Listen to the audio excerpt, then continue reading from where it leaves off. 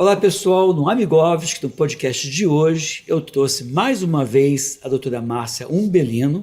Ela é geriatra, também faz clínica médica e ortomolecular. E o assunto, gente, olha, de verdade, é o assunto mais intrigante que eu já trouxe aqui no nosso podcast, que é libido. A libido feminina e a libido masculina. E a gente vai abordar mitos e verdades. Você não perde por esperar. Fique aqui, fique bem, fique com a gente.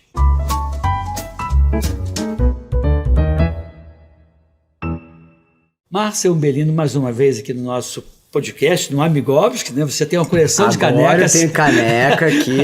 Uma coleção de canecas na sua casa. Me diz aqui uma coisa.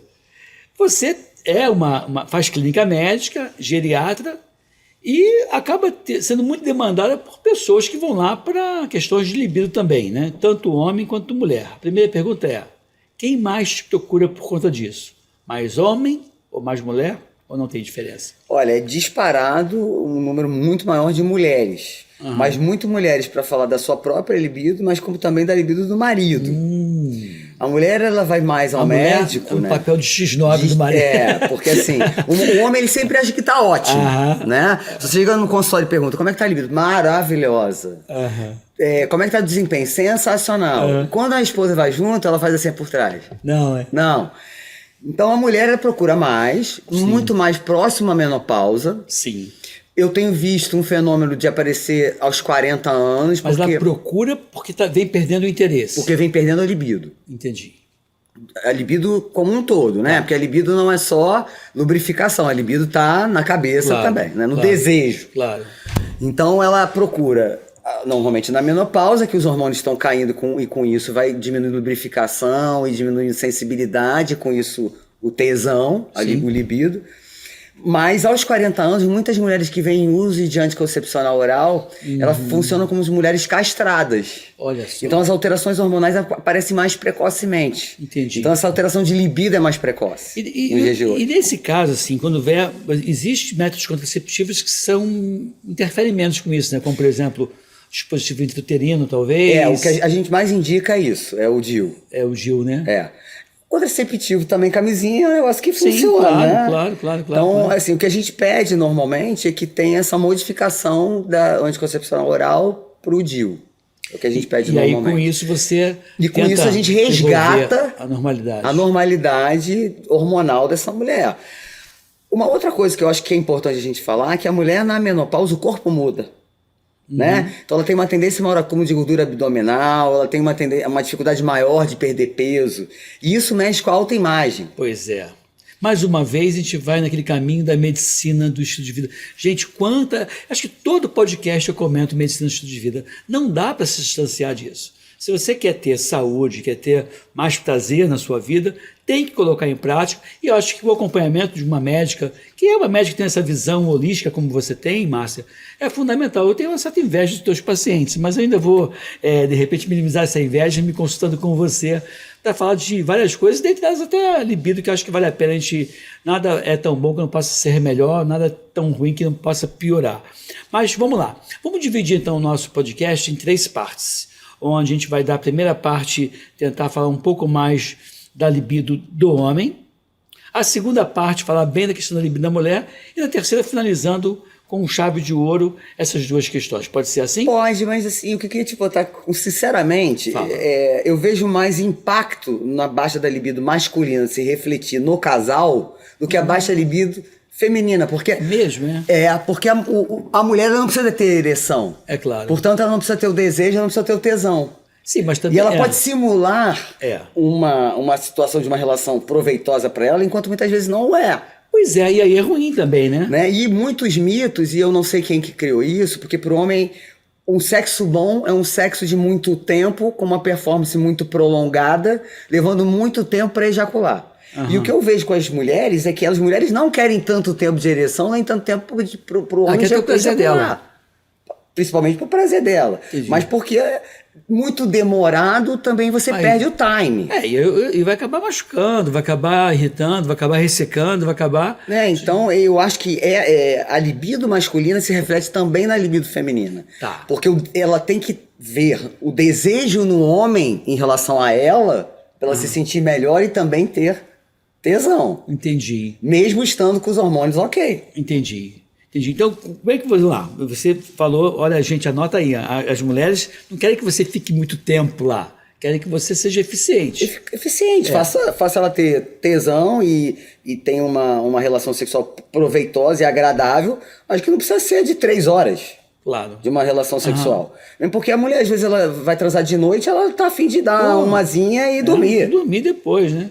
Uma vez, e tem uma outra questão que eu acho interessante também, que as mulheres reclamam, tem várias piadinhas na internet, que dizem, o medicamento ideal para a mulher é o medicamento que aumente a libido e também tira a dor de cabeça dela, porque geralmente ela refere a dor de cabeça. Eu vi uma certa ocasião que a maior parte das mulheres, quando vem se queixando de dor de cabeça, na verdade não é dor de cabeça, e sim gases. E que ela fica com receio de dizer, pô, estou com muitos gases, estou com medo de nada de estiver transando, começar a eliminar gases, vai ser algo horrível, porque as mulheres tendem a ter mais prisão de ventre do que os homens, por conta dos afazeres domésticos, que é aquela correria, não ingerem fibra como deveria, não bebe água como deveria, e acaba tendo prisão de ventre e gases por isso, e aí também é um fator. Você vê isso também na prática? Eu concordo. Existem vários fatores que vão alterar, né? A mulher, quando ela vai ficando mais velha, ela vai diminuindo a espessura da vagina e, portanto, ela não tem tanta sensibilidade.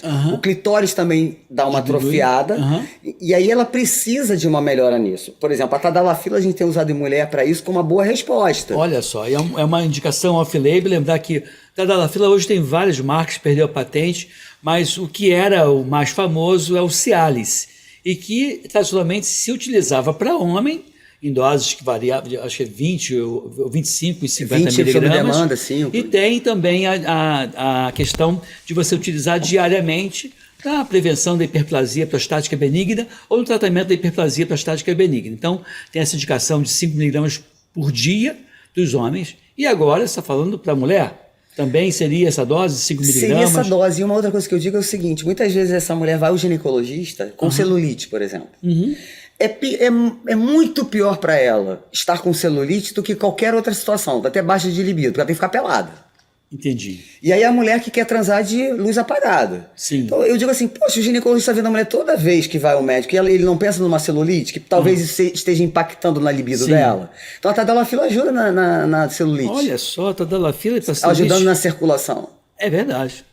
Que a gente chama de lipodistrofia, bom, enfim. E também a tadalafila, tanto para a mulher quanto para o homem, também ajuda na nutrição mesmo muscular e também depois de uma atividade física, melhora também. Ela ajuda a performance muscular. Entendi. Muito. E é um medicamento, acho que seguro, né? E hoje em dia não é um medicamento tão caro quanto foi no passado. Não é. E ficou acessível a todos. Uma outra coisa que eu falei também, eu falei numa live sobre isso, e eu acho que sexo e libido a gente tem que falar com tranquilidade, porque é uma coisa que faz parte da vida da gente, é o seguinte... O homem, ele quando vai ficando mais velho, ele diz assim, depois que diz que isso é uma coisa do coletivo, né? Depois que descobriu o dedo e língua, resolve o problema da mulher. Eu não escutei nenhuma mulher em momento algum dizer verdade. Dizer que é verdade. Não escuto. O que ela pode dizer é o seguinte, o marido operou a próstata, o marido tem medicamentos que ele não pode tirar, e é uma outra coisa. É uma questão de solidariedade, não que ela seja satisfeita com o dedo e língua. Talvez, né? Teve uma explosão de uso de vibradores na época da pandemia, e que as mulheres começaram a aprender a mexer com eles e continuam usando até hoje. Sim, e não é nenhum problema usar concomitante ao seu marido, ao seu companheiro. Então é um plus que você pode trazer para a relação, porque a relação não é só ereção e libido, tem todo um contexto. Sim, e também não é só ereção, libido e o orgasmo, às vezes não tem orgasmo, e até melhor do que se tivesse orgasmo em alguns momentos. E aí, por exemplo, homens que usam antidepressivos, quando o médico vai prescrever um antidepressivo, ele tem que pensar nisso, porque tem antidepressivo que dificulta a ejaculação, tem antidepressivo que dificulta a ereção. Sim. Né? Às vezes você usa para ejaculação precoce antidepressivo, por exemplo. A gente dentro da geriatria, quando o paciente está muito hipersexualizado, a gente usa antidepressivo para diminuir a libido. Entendi. Né? Então a gente tem que pensar nisso também, medicações que estejam mexendo Com a ereção e com a libido. E aquele negócio, né? Acho que é uma das qualidades que o médico diferencia, um bom médico vai ter, é aquele médico que ouve bem o paciente, né? Ele tem que ouvir, né? A tua consulta, por exemplo, dura Mais de 2 horas, 1h30, 2 horas. para você entender todo o contexto. Não adianta você só tratar a consequência, você tem que saber o porquê, né, do problema dele. Então você está falando da tadalafila em mulheres, por via oral mesmo e... Pode vir oral, eu tenho, em mim, tem implante de tadalafila, que funciona muitíssimo bem, porque ele vai liberando gradativamente essa tadalafila, e você não precisa estar preparado a tomar o remédio para alguma coisa. Mas você pode fazer implante de tadalafila tanto em mulher quanto em homens. E o implante, ele é de quanto tempo? 6 em 6 meses. Tem inabsorvíveis e absorvíveis. Sim. O que eu uso é absorvível. Então, e 6 meses depois. Para colocar? Não, e você leva 30 minutos no consultório, leva um pontinho. Sim. E você faz combinações. O interessante é que você pode botar metformina para insuficiência insulínica, você tem melatonina. Sim. Você, não é só testosterona e hormônios femininos. O implante ele ajuda muito porque como você faz uma liberação linear e o paciente não sente, não precisa tomar o remédio, ele fica mais tranquilo e mais relaxado. Entendi. Né? Então ajuda muito. E a cada 6 meses faria um novo implante. Um novo implante. E além de ajudar, né, por exemplo, a suplementação de testosterona, que é o que a gente mais usa em homem, ajuda também na massa muscular. A gente tem que pensar também que para você ter uma performance, você tem que ter capacidade física e muscular. Claro. Né? Então isso é importante a gente levar em consideração também. Mais uma vez, atividade física ajudando na prevenção de doenças neurológicas como Alzheimer, doenças como Parkinson, evitando câncer, também melhorando a performance cardíaca e, portanto, performance sexual da pessoa. E os exercícios liberando neurotransmissores, né? Então, dopamina, que é a sensação de prazer. Então, você não tem só um efeito, você tem efeitos indiretos. Com certeza. Você vê, antes de eu vir para cá hoje, para o estúdio, para gravar esse podcast, eu já paguei lá meu boleto da atividade física. Fui lá, fiz de manhã, hoje é um dia mais corrido, então eu fiz correndo para poder dar tempo de fazer atividade física e curtir o dia de hoje. Porque é como se fosse, não é droga, né? Porque é uma coisa natural que você produz. E você curte esse bem-estar ao longo do dia inteiro. É muito bom você estar com essa sensação de bem-estar ao longo do dia. Na tadalafila, então, o que você faz seria para a mulher, para a vida dela. Para a vida dela. E tem efeito adverso, assim, que você perceba? Eu não vejo. Não vê. Eu não vejo. Porque a gente não está fazendo uma dose alta para a mulher. A gente não precisa disso. A gente faz doses menores. 2,5, 2. Não precisa chegar aos 5 miligramas. Então 2,5. A gente pede para manipular uma dose menor. Um pouco mais baixa. E vai vendo como a mulher vai respondendo. E você falou, então, que essa fila ajuda, inclusive, na irrigação da mucosa vaginal. Dá uma hipertrofiada, melhora, portanto, a secreção natural que tem ali no momento da excitação da mulher. E ela, então, vai ter talvez mais prazer com menos dor por conta disso. Ela tem muito mais prazer, porque ela aumenta muito mais a sensibilidade. Dentro da geriatria, a gente vê muitas mulheres na idade da menopausa tratando como se tivesse infecção urinária, e na verdade ela não tem infecção urinária. O que ela tem é uma mucosa muito fina, e ela fica com hipersensibilidade pro lado ruim. Sim. Ela sente dor, ela sente ardência. Olha só, nunca tinha E não é nisso. uma cistite. Entendi. É a mucosa que está muito fina. E é engraçado, e aí às vezes se pede o exame de urina, que é mal coletado, aí vem lá um Escherichia coli como se tivesse infecção, e aí começa a fazer uso de antibiótico por causa dessa queixa. Gente, bem legal, eu aprendo muito com você, viu, Márcio? Eu gosto de estar aqui contigo para disso. Não, E nesse caso da tadalafila que você fez, você inicia, em geral, com qual idade a mulher começa a fazer uso dessa medicação, que é uma medicação off-label, né, que não consta na bula como sendo uma indicação, mas que o médico tem livre-arbítrio, o médico ele tem a liberdade de orientar e de conversar com o paciente acerca de algumas indicações que não estão ali na bula. Né? Qual é a idade mínima que você já utilizou esse produto? Olha, eu tenho usado, a partir dos 30 anos eu tenho usado. Só. E as mulheres, elas falam da performance muscular, da explosão muscular maior que ela tem, então funciona como se fosse um pré-treino. Sim.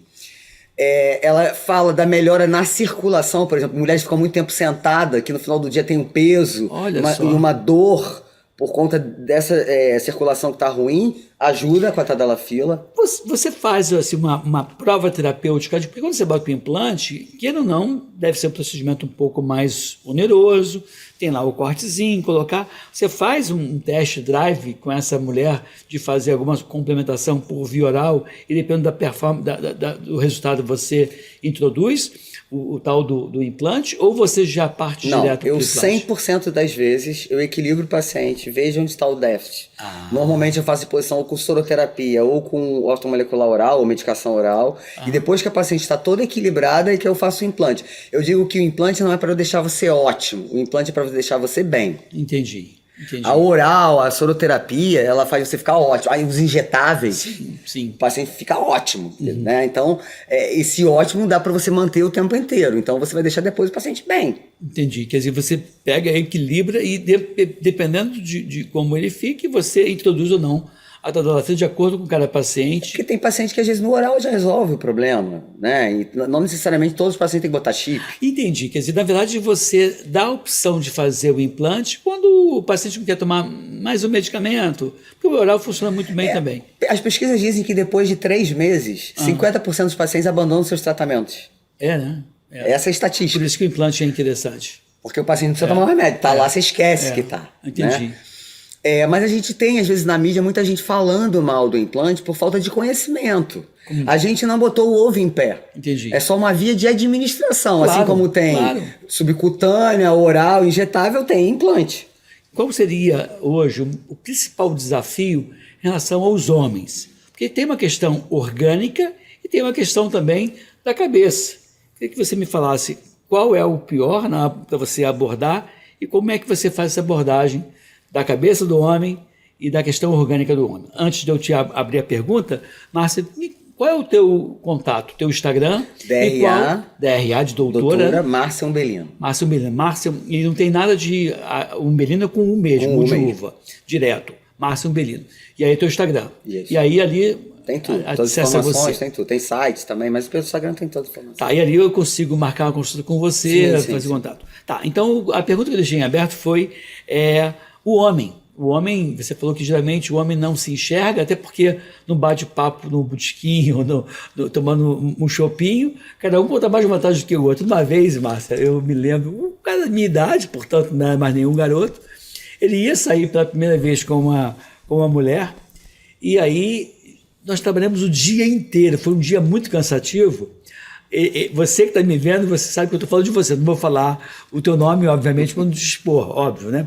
E aí ele sai à noite, já depois de um dia inteiro de muito cansaço, aí toma um vinhozinho e vai começar vai namorar. pro rally rola quase meia-noite. E no dia seguinte, nós estávamos de novo, bem cedinho, ele passou a noite fora, e nós teríamos que trabalhar de novo no dia seguinte, bem cedinho. A gente estava numa missão fora do estado do Rio de Janeiro. E eu falei, fulano, como é que foi? Pô, bom aberto. E aí? Não, porque eu fui e consegui 6 vezes numa noite depois de você estar o dia inteiro, você não tomava nenhum garoto, sem nenhum medicamento, sem nenhum auxílio. E eu falei, então dá um tempo, pelo amor de Deus. Aí não foram 6 não, estou mentindo, foram 5.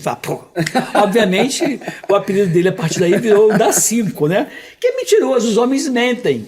Então eles mentem para os outros, mentem para si, e mentem para o médico também, né? Mas aí, na hora do vamos ver, a médica descobre lá pela... Eu tenho 2 abordagens. Se esse homem chega sem a esposa, porque às vezes a esposa fala do marido e marca consulta para ele e ele vai sozinho. Né?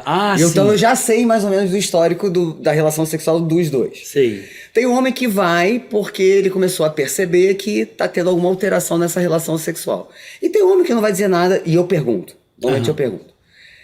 Mas dosando a testosterona, a gente sabe que um homem abaixo de 340, ele já tem deficiência na ereção. O normal depende da idade, não é isso? Depende da idade. Mas sim, abaixo dos 50 anos, se você tiver abaixo de 340, você já tem uma alteração na manutenção da ereção. Entendi. Só uma pergunta, quer dizer, uma vez eu ouvi, eu queria que validasse com você, que após os 40 anos de idade... em geral, o homem vai perdendo cerca de 1% ao ano da testosterona. Então, por exemplo, um homem de 60 anos teria 20% menos, em geral, testosterona do que alguém de 40. Mas isso vai depender muito da atividade física, do sono, da qualidade do sono. da qualidade do sono. De novo, gente, dos pilares da medicina do estilo de vida. Mas então você vê que quando você pede o exame e está lá comprometido, dificilmente vai ter uma ereção legal com aquela testosterona tão baixa. Aí eu brinco, eu digo, olha só, tá ótimo o sexo? Não tá não, cara. Com 340 você tá com dificuldade na ereção. E abaixo de 280 você não tá tendo ereção. Se você continuar desse jeito, que vai crescer vai ser o nariz, não outra coisa. Né? É isso. O Pinóquio. É isso. Então assim, eu acho que a gente tem que abordar de uma maneira tranquila. E aí ele aceita fazer a reposição hormonal. O que a gente sempre tem que discutir é o quanto é o ideal para este homem aos 50, 60, 70 anos. Então, você pode deixar o paciente com 700 de testosterona, que tá ok. Sim. 500 de testosterona.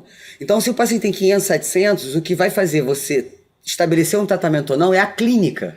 Pois é, e outra coisa, a testosterona, uma das consequências, um dos benefícios é a questão da ereção, mas tem a disposição, o ânimo, a energia, a memória, a atividade física que fica melhor. Então, assim, a questão da testosterona e a atividade sexual é um detalhe que é importante, mas não é o único benefício, né, Márcia? As pessoas falam sobre os hormônios sexuais como se fosse uma coisa menos importante do que... É um hormônio como qualquer outro. Então, se a gente diz, olha, não pode viver sem cortisol porque é hormônio, não posso viver sem insulina que é hormônio, não posso viver sem hormônio da tireoide porque é hormônio, mas por que eu posso viver sem hormônio sexual? Por que eu posso viver sem testosterona, sem estrogênio, sem progesterona? E a testosterona, cada vez mais a gente vê que até a capacidade de decisão do homem. Entendi. O homem ele vai ficando menos assertivo na colocação dele com baixa de testosterona. Entendi. Então isso às vezes implica até no trabalho dele. Né? Ele começa a dizer, eu tô inseguro, tô com medo, eu não tinha isso antes. Às vezes a sedose não é um processo de uma fadiga intensa. Não é depressão, como às vezes é diagnosticado. Tá cansado da idade. Também não, né? Também não. O que você fala com frequência. O fato de você envelhecer não é sinônimo de adoecer. Não, envelhecer é sinônimo de ter saúde, ter qualidade de vida, desde que você faça a prevenção. Claro. Né? Mas a prevenção não começa aos 60. Não. A prevenção deveria começar aos 40, sempre. 30. Eu acho que o pediatra deveria iniciar a prevenção. Né? Então, assim, a gente está falando da grande maioria que você vê no consultório, mas a realidade é outra. A pergunta que eu deixei para você em aberto, e eu acabei não repetindo, e vale a pena a gente resgatar, é aquele homem que tem a questão da queixa, né, da falta de libido, ele tem, às vezes, alterações na cabeça dele e também alterações orgânicas. Aí eu perguntei qual que é mais fácil de você conduzir e quais são as principais causas de cada uma dessas áreas. Eu te dou um exemplo com os eunucos. Os eunucos, quando eram retirados dos testículos, eles continuavam tendo ereção. Para mostrar que o homem tem duas vias. Ele tem a via aqui e a via, via testicular. Né? Então, o homem ele precisa associar as duas vias. O homem é muito visual, eu digo isso.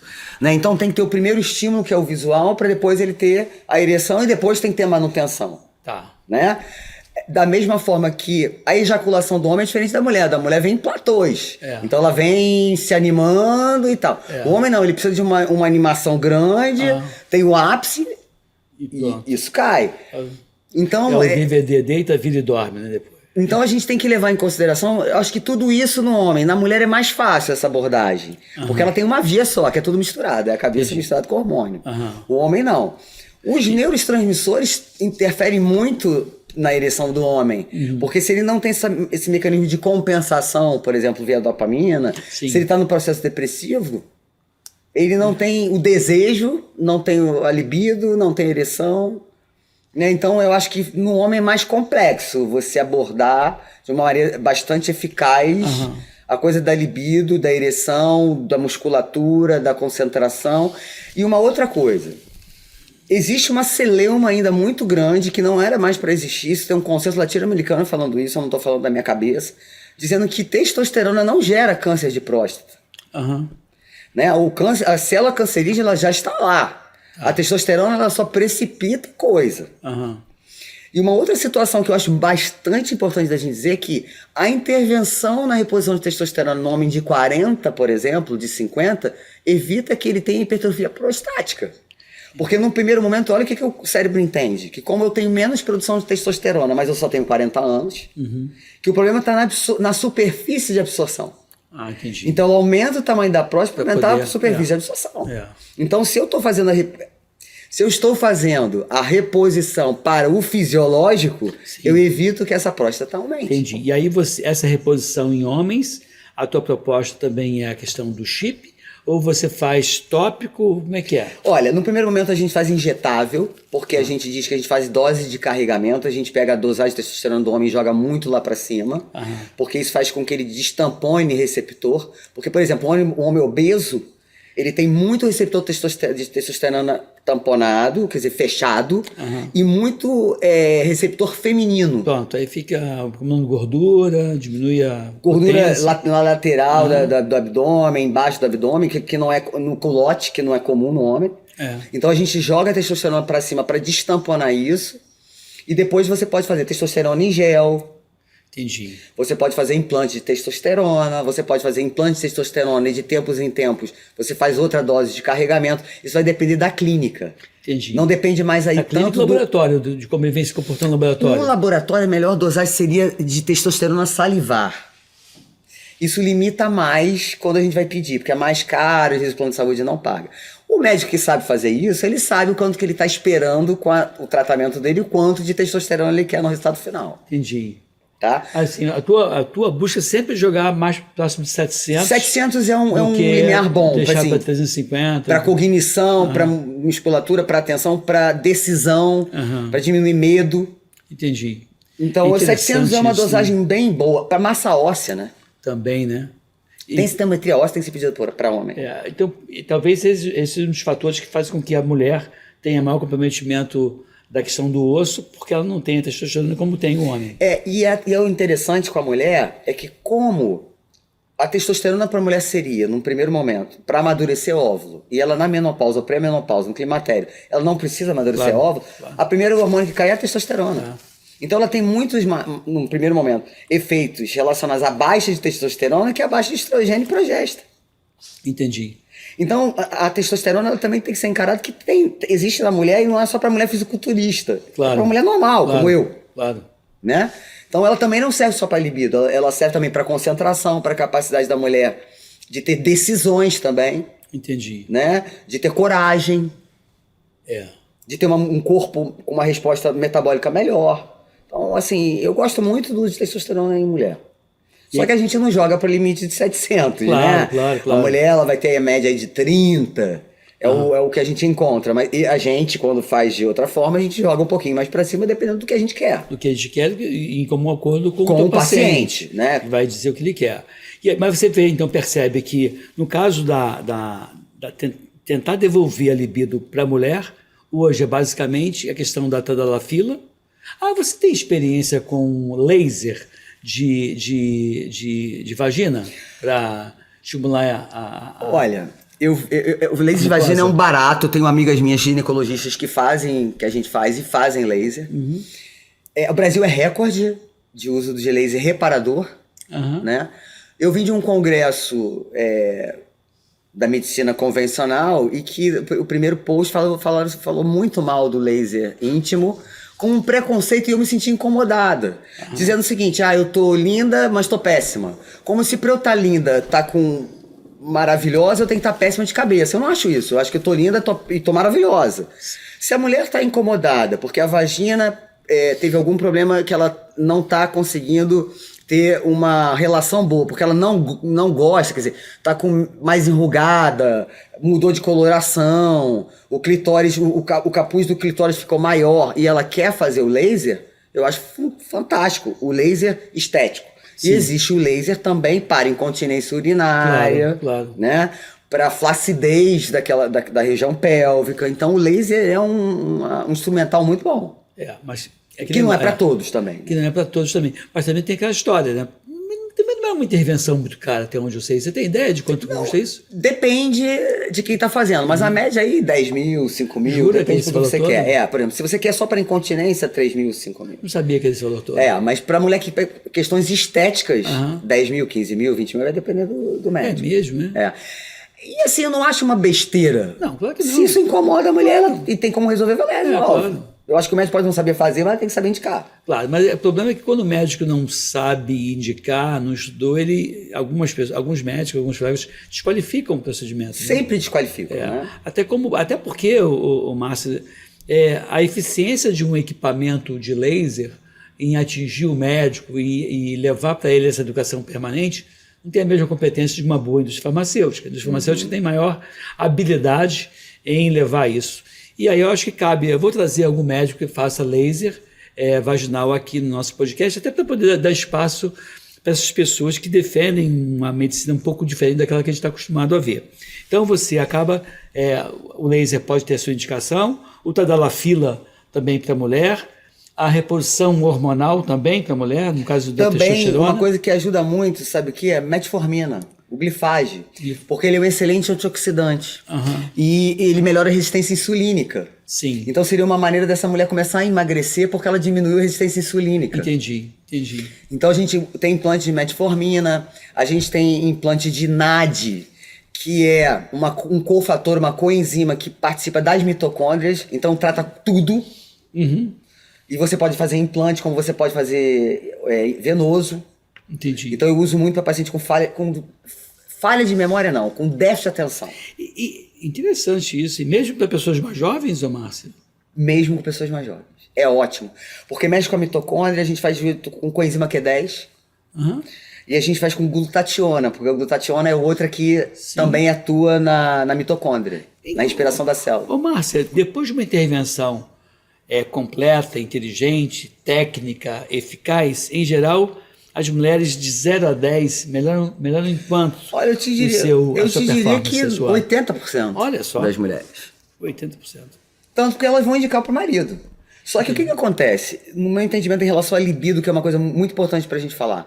Se você tem um casal, não adianta tratar Não, tem que ser os dois. Sem tratar os dois. Ou os três, de acordo com como é que depende da relação, né? É a combinação de cada casal, combinando cada casal. Mas você tem que pensar que você tem um casal, que seja casado ou namorado, e que os dois têm que estar bem. Claro. Você não pode deixar um como uma libido absurda ou sem libido nenhum. Ou senão complica a vida. Não, vira separação de casal. Claro. Né? Então você tem que pensar isso, que o tratamento tem que ser em conjunto.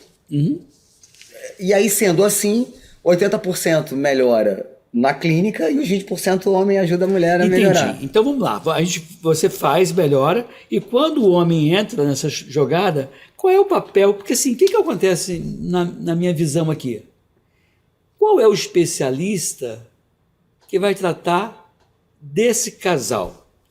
O ginecologista, por melhor, ele é muito bom, mas ele vai cuidar muito bem da mulher. O andrologista lá, o urologista, eu acho que tem mais habilidade com o homem. E quem cuida do casal é a Márcia Belino, seria isso? Seria o geriatra, seria o clínico. O clínico. Né? Eu fiz uma live, como eu falei de uma... Não é muito comum um clínico com essa tua visão, Márcia. Não é, mas deveria ser, né? Porque... Sim, mas não é uma especialidade. A gente tem que pensar no hormônio como um todo, a gente tem que pensar que a vida da pessoa tem muitos meandros, né? Eu até acho que um bom clínico seria talvez o melhor especialista, porque ele, como é clínico geral, ele vai ver o geral, não vai ver só a mucosa vaginal ou a questão da próstata, ele vai ver o paciente como um todo, mesmo, inclusive as questões psicossomáticas. Eu acho que tem que fazer parte da anamnese desse médico, perguntar, e como é que tá a relação sexual de vocês? Como é que tá a sua libido? Acho que esse aqui a gente já facilitaria muito.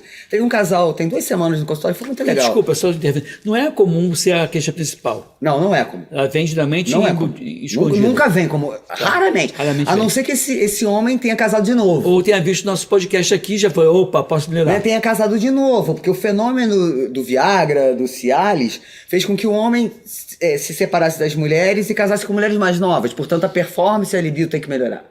Porque o que acontece? As mulheres vão perdendo interesse também, né, Márcia, com o passar do tempo. Mas perder interesse é uma coisa que você pode melhorar isso, né?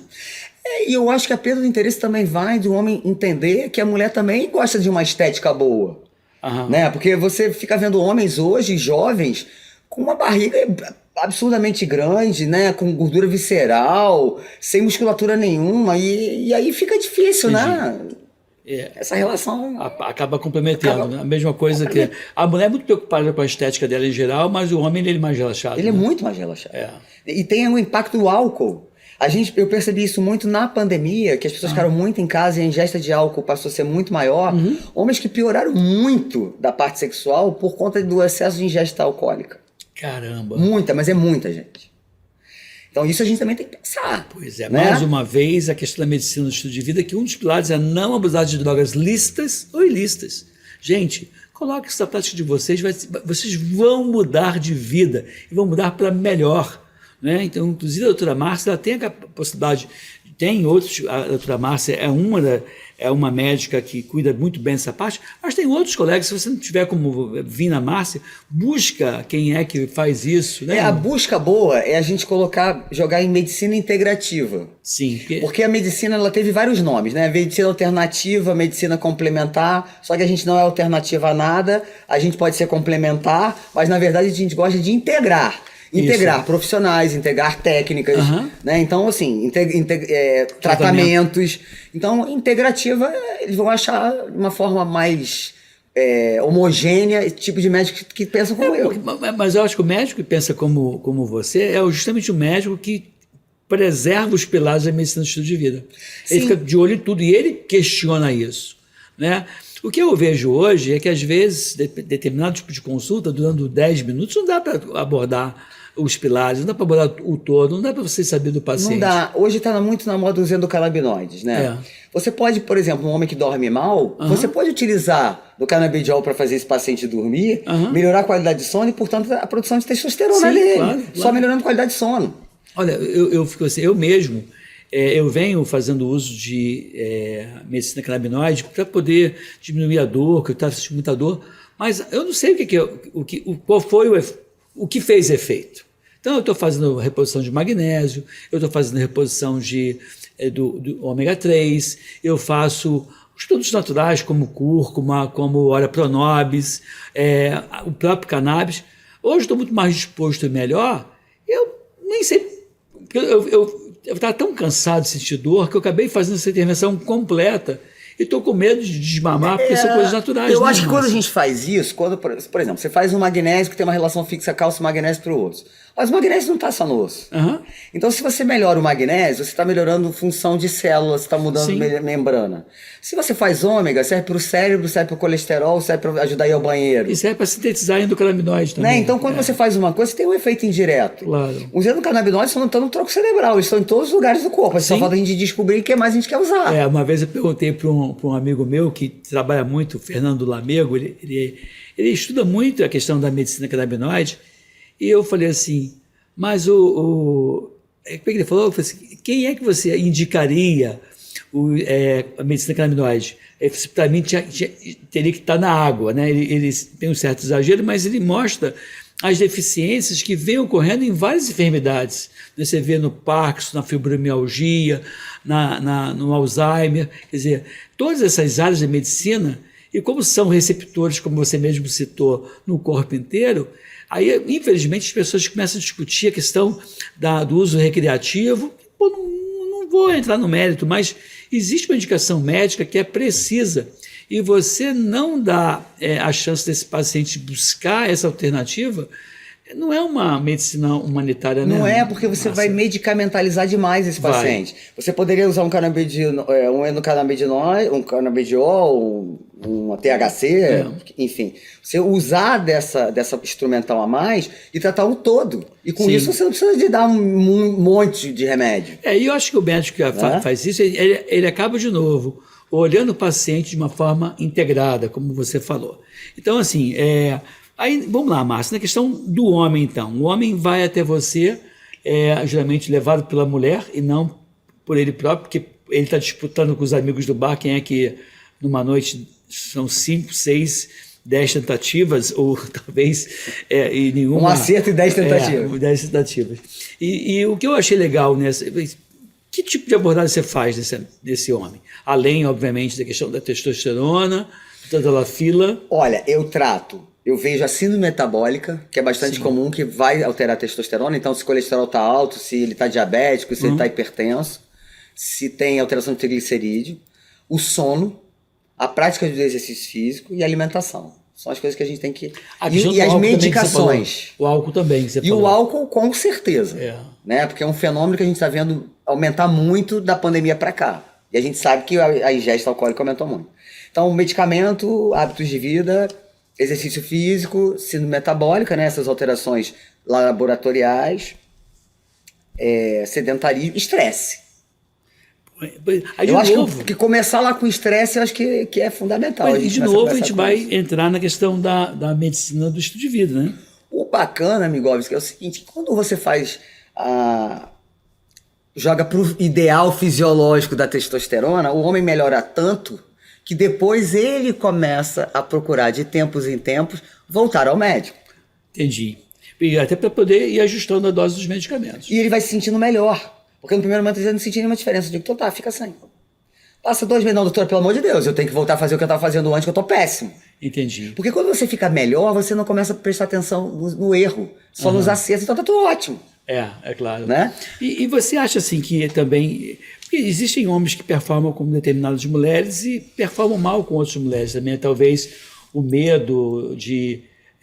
não sei, como é que você encara essa questão também? Olha, eu acho que mais do homem é a coisa...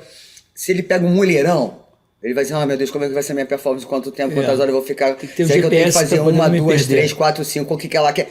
E aí, se fosse uma coisa mais relaxada, eu acho que o homem levaria isso de uma forma melhor. Porque até a mulher mais nova com o homem mais velho, eu posso falar isso porque meu marido já falecido, mas meu marido era 23 anos mais velho que eu.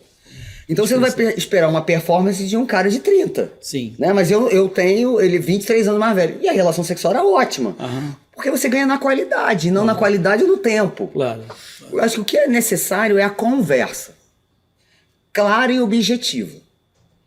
Antes e combinar antes. Aí eu acho que a performance do homem melhora. Entendi. E ele tem que saber que ele não tem que dar 5 numa noite, porque a mulher não quer 5 numa noite. Pode ter certeza absoluta. Eu digo isso do consultório. Entendi. Ela prefere 1, 2 com qualidade, ou 1 com qualidade, do que 5. Até porque também, poxa, que você cansa, que você quer descansar, coisas, que você né? quer tomar um vinhozinho, bater um papo, ver um filme, ver uma série, ouvir uma música. Eu digo que quer fazer amorzinho gostoso, não quer uma performance maravilhosa. Claro. E outra coisa que é o seguinte, se eu tô casado, homens e mulheres, há mais de 20, 30 anos, se eu não apimentar essa relação, não tem tesão, porque não tem prática sexual e posições mirabolantes que você possa fazer. E o apimentar pode ser uma história no pé do ouvido, pode ser brinquedos que você compre, mas assim, passa pela questão do preconceito, né? Eu acho.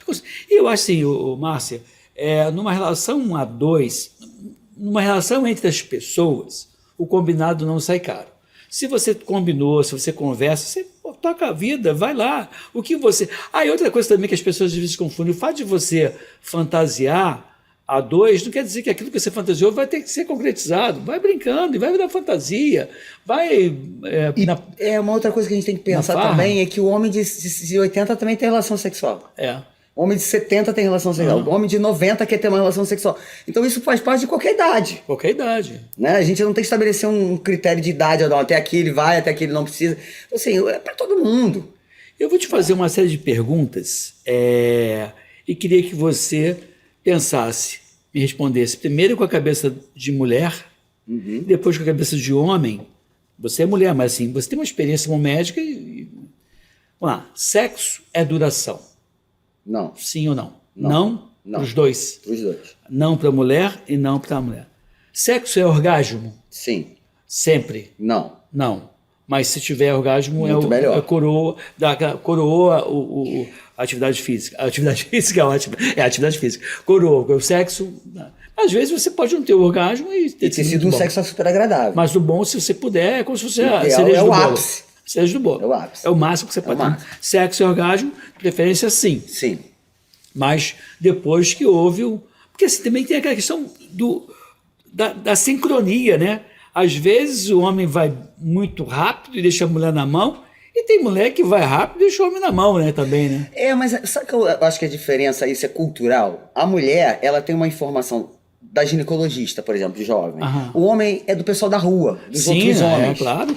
Então a visão é muito diferente do homem em relação à mulher do que da mulher em relação ao homem. Eu vou te dar um exemplo. Aí você me deu uma ideia aqui agora, eu acho que eu vou fazer assim, eu vou te convidar para a gente fazer uma live só para homens, ou então para eles poderem entrar, para poder a gente ajudá-los, porque assim, o homem, eu acho que o cara sofre muito, porque tem que ter a ereção, tem que performar, tem um amigo do bar que não vai, e se ouvir, vai mexer com ele, vai ficar, não vai ser amigo, vai ser aquele cara gozador, né?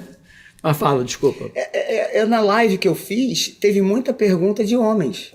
Porque como não está na frente do médico, como ele pode fazer a pergunta, muitos homens fizeram perguntas muito pertinentes. Né? Em relação à libido, à ereção, à disposição física, e dizer, olha, eu não estou com disposição física, porque eu não faço exercício físico, de ter uma relação sexual prazerosa. Pois é, mas aí a pessoa, de novo, busca o método mais rápido, que é uma medicação, enfim, de papo. Não adianta, você tem que observar a medicina do estilo de vida. Algumas coisas ajudam muito, imediato, medicamento, mas você tem que investir na tua qualidade. Eu acho que a cultura masculina, ele também pensa o seguinte, que toda mulher, o homem generaliza mais, toda mulher precisa de uma preliminar. Quem disse? Entendi. Quem disse? Pode ser que a mulher tenha um estímulo clitoriano, beleza, que tem lá até da fila que está melhorando a vagina, que ela está mais espessa, mas tem a mulher que quer penetração. Isso, aí eu ia perguntar para você, sexo é penetração? Às vezes sim, às vezes não. Tanto para o homem quanto para a mulher? Tanto para o homem quanto para a mulher. Eu acho que tem outras maneiras da gente ter uma satisfação sexual. Agora, o que eu acho é que a cultura de achar que toda mulher quer muito tempo de preliminar não é real. Entendi. Se ele parar para perguntar a parceira dele o que ela gosta, é melhor. Não, e aí o que acontece? Às vezes também você... tem que ter diálogo, gente. Não tem jeito. Você vai conversando, vai tateando. E porque outra coisa também, o fato dela gostar de preliminar não impõe que ela sempre vai querer preliminar. Acho que você tem que ter a criatividade, porque você tem que ir adaptando de acordo com aquele momento. De repente a mulher está tão excitada, porque está um tempão sem ver, falaram um monte de bobagem já por telefone, já teve como dizia o Renato Russo, o sexo verbal, não faz meu, ele fazia, né? Sexo verbal não faz meu estilo. Pô, mas o sexo verbal é boa beça, você vai introduzindo ali um monte de ideia a ponto de adiantar alguns momentos, né? E aí, em relação ainda ao sexo, uma necessidade ou é um luxo? Eu acho uma necessidade. Necessidade, né? Fundamental. É igual... Até para você ter uma maneira de esvaziar o HD. A gente está com muito estresse, muita informação, o nosso cérebro está cheio de informação no HD. A maneira de a gente estressar é a relação sexual, por exemplo. Sim. Sem dúvida. Ótima. Porque a gente libera uma série de neurotransmissores que dão sensação de prazer, de bem-estar. Então eu acho fundamental. E gasta energia também, né? Sim, é um bom exercício físico. Tem uma música sertaneja que diz assim, o ar-condicionado no 15 e a gente suando, né? Sim, tem a cavalgada do Roberto Carlos, então... é verdade. Né? Mas assim, eu acho que tem essa coisa do desgaste físico e calórico que também ajuda. Sim, né? Uma coisa assim, o que eu acho que a gente desmistificou aqui, já está quase no nosso final do nosso podcast, e você comentou, por exemplo, que sexo não é tempo, o sexo pode ser 10, 20 minutos, ou um pouco mais, ou um pouco menos de tempo. Existe um tempo usual, não? Isso vai depender do cultural, né? Depende de país a país. O que a gente sabe, sei lá, acho que meia hora, 40 minutos, uma hora. Mas o que a gente tem percebido, isso estatisticamente, eu não sou sexóloga, é que o brasileiro ele tinha um ranking muito bom no mundo, e isso caiu muitíssimo. É mesmo, é mesmo. Por conta da obesidade, hábitos ruins. E você falou o brasileiro no caso, homem e mulheres. Que tinham mulheres. Então, assim, eu usei um exemplo na minha live, que eu tenho um casal de amigos que tem uma relação sexual muito legal, e ele comentando, olha, o meu filho diz que a mulher dele é linda, do filho dele, ele prefere ver Netflix, prefere ver televisão a cabo do que ter relação sexual. Tem que ter uma coisa errada com esse cara de 30 anos. Ele não pode, com uma mulher bonita do lado, tá lá todo dia, e ter menos relação sexual do que os pais que têm 60 anos. Não tem lógica. Então esse fenômeno também está acontecendo nessa população mais jovem. As pessoas estão perdendo interesse por isso, assim. Porque eu vejo também, assim, algumas pessoas têm muito medo do contato, têm muito medo de falar, têm muito medo, porque assim, tudo hoje é as pessoas colocam na internet, cancelamento, divulga, fotografa, filma. A gente está vivendo uma vida muito complicada nesse aspecto. Né? E as relações começam, hoje em dia, muitas relações começam pelos aplicativos. E o aplicativo ele faz uma triagem, mas na verdade você não tem a empatia. Essa empatia vai se estabelecer depois. Então eu acho que isso também tem um lado bom, mas tem a coisa da individualidade. A pessoa está ficando muito individual. E aí ela não consegue estabelecer uma relação, que não precisa ser de namoro ou de casamento. Sim. Então isso também tem dificultado. Da mesma forma que ajuda as pessoas a se conhecerem, as pessoas não estão conseguindo manter relações mais prolongadas. Isso eu percebo. Em várias idades. Né? Inclusive nas idades 70. Minha mãe tem 78. Eu digo pra ela, entra aqui no aplicativo. Vamos lá, minha mãe ficou viúva. Vamos lá, vamos ver como é que tá. Não! Mas eu acho que é uma possibilidade boa. Sim. Até né? Se você tiver cuidados também em relação à violência e tal, eu acho que é uma ferramenta boa. Eu também acho. Olha só, já chegando no nosso final, eu acho que você falou um monte de coisa legal aqui. Se pudesse resumir a questão da tadalafila em mulheres, da reposição de testosterona nos homens, a reposição da tadalafila também para os homens, melhorando a performance muscular e, portanto, também a questão da ereção ser de melhor qualidade, mais duradoura. Eu queria que você fizesse as considerações finais, Márcia. Já estamos chegando no final. As considerações finais é que sempre a gente vai voltar no mesmo, né? Hábitos de vida saudáveis, diminui a ingestão de álcool que está muito grande durante a semana. Não é para beber durante a semana, deixa para beber final de semana. Mas também não é não beber durante a semana e beber tudo no final de semana. Tem que ter um equilíbrio. Diminuir cigarro, procurar ter uma conversa com as suas parceiras, né? Se precisar fazer o tratamento com o médico que saiba fazer. Não é vergonha. Não é vergonha para ninguém. Isso é comum acontecer, está acontecendo cada vez mais precoce, portanto a gente tem que procurar o médico logo quando a gente perceber que tem uma coisa errada. E o médico, nesse caso, talvez o ombro amigo, que nem ser aquele amigo da onça, né, que os colegas às vezes são, talvez você compartilhar esse tipo de incômodo ou desconforto com o médico é ainda o melhor profissional. E se não tiver outro jeito, vai pra internet, vai procurar. É isso aí. Vai fazer alguma coisa. Coisas a serem feitas, existem várias. E não é normal uma pessoa de 30 anos ficar querendo Netflix em detrimento de um bom sexo. Né? Tem que ter alguma coisa acontecendo de fenômeno errado aí com a gente. Né? Márcia, obrigado mais uma vez por estar vindo aqui. É um prazer enorme. Acabou de entrevistar a Márcia Umbelino. Ela é médica geriatra, ela também faz a parte de medicina ortomolecular e ela faz clínica geral. E tem uma experiência muito boa e acho que vale a pena você... Se tiver uma curiosidade, lá no Instagram dela, que o Instagram dela é doutora, DRA, né? Doutora Márcia Umbelino. E aí você vai saber um monte de coisa a respeito dela. Gente, compartilhe esse vídeo, porque vídeo como esse ajuda a melhorar a qualidade de vida das pessoas, tá bom? Fique aqui, fique bem. E fique aqui até o próximo Amigovski com vocês. Tchau, tchau.